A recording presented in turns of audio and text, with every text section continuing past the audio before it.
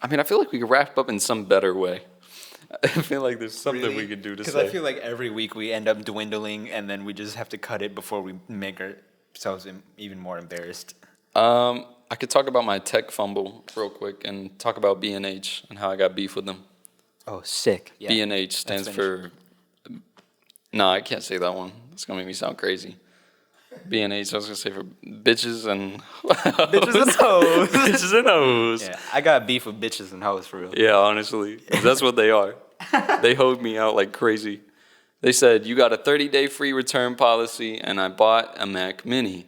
The reason I bought a Mac Mini, even though I have a Windows PC, was because the Mac Mini works a little bit more efficiently with the iPad. And I use the iPad and iPhone basically to shoot this whole thing.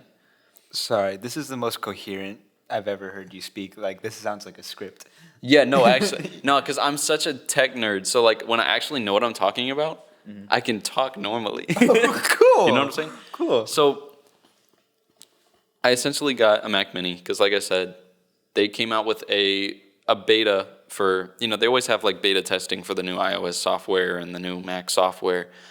And the Mac and iPad both had betas out for the new Monterey, I think it was like 12.3, and iPad OS 15.4. Yeah, for sure.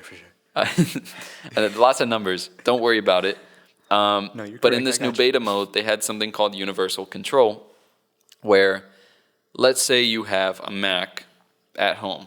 Doesn't matter what kind, if it's like an iMac, a Mac Mini, even a MacBook, and then you have like an iPad on the side, or if you even had two Macs.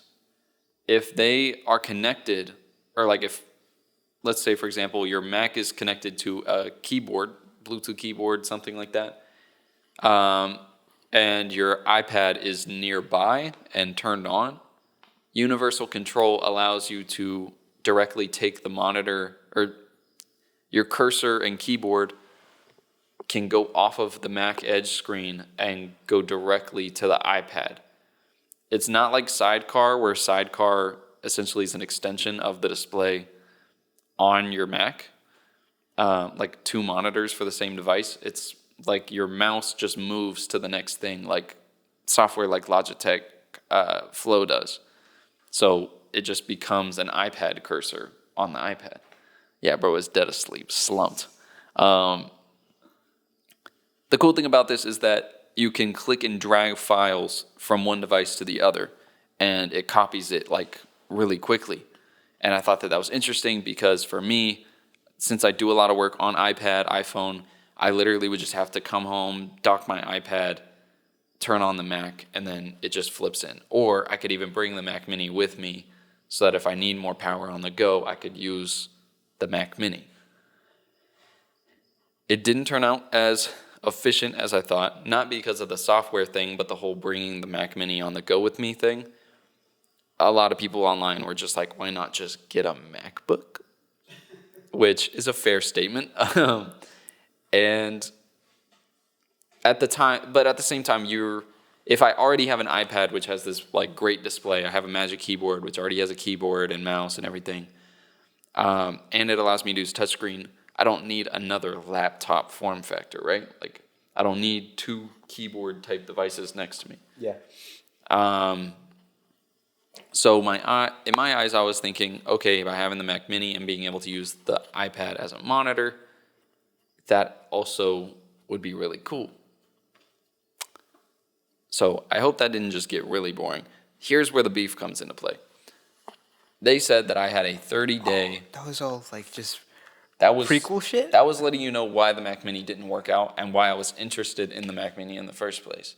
Because the new M1 chips are crazy nice. Yeah. Like, technically, my PC could probably outperform the Mac Mini, but for the Mac Mini to just be so small and, like, compact the way it is, it's kind of a better option because it also doesn't overheat. All the different parts, like, are so well integrated because Apple basically has a monopoly over all their devices now, completely like vertically integrated. I totally butchered the English there.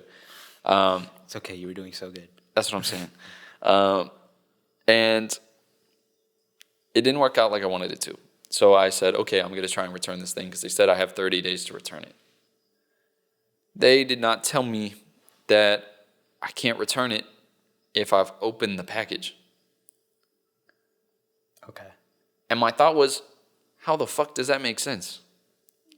Because, like, if, to some extent, I get that we're kind of spoiled by Amazon and, like, big corporations who are okay with taking back $1,000 devices to be sent to, like, secondhand markets, essentially. Mm-hmm. And B&H, I guess they're a little bit smaller of a store. Bitches and hoes. Bitches and hoes. They have so much marketing, though, that it makes me think, like, oh, must be, like, some big e-commerce company, and I kind of assume that they were. So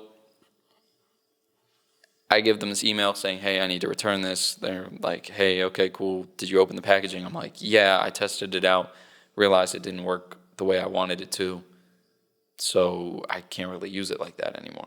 They're like, well, since you opened it, can't take it back. Sorry.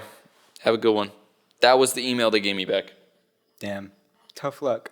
And now I'm fucking screwed. Sincerely, bitches and hoes. Sincerely, bitches and hoes. Yeah. It's like somebody named like Monica from Bitches and Hoes Photo and yeah. Photo and that's not electronics or some shit. Buddies and homies of them. Yeah. Not quite the buddies or homies. Yeah. Honestly, they're busted and horrible. I don't know. I can't think of anything.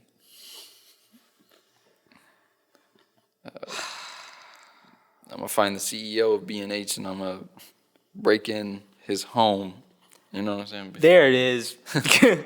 And I'm going to give him back that iMac and he's going to pay me double for it. Sure. Yeah. Nah, real talk though, I do like B&H. Okay. I just found it annoying that they made it very like clearly like, oh hey, like you have a 30-day free return policy. Yeah. No need to worry about it. They put that underneath the product description for this device. Mm-hmm. So I'm like, okay, that means that this should be protected by that. Yeah. But they don't go into the like fine print and details, and maybe that is my fault, but it's annoying. I wish like they were more upfront about shit.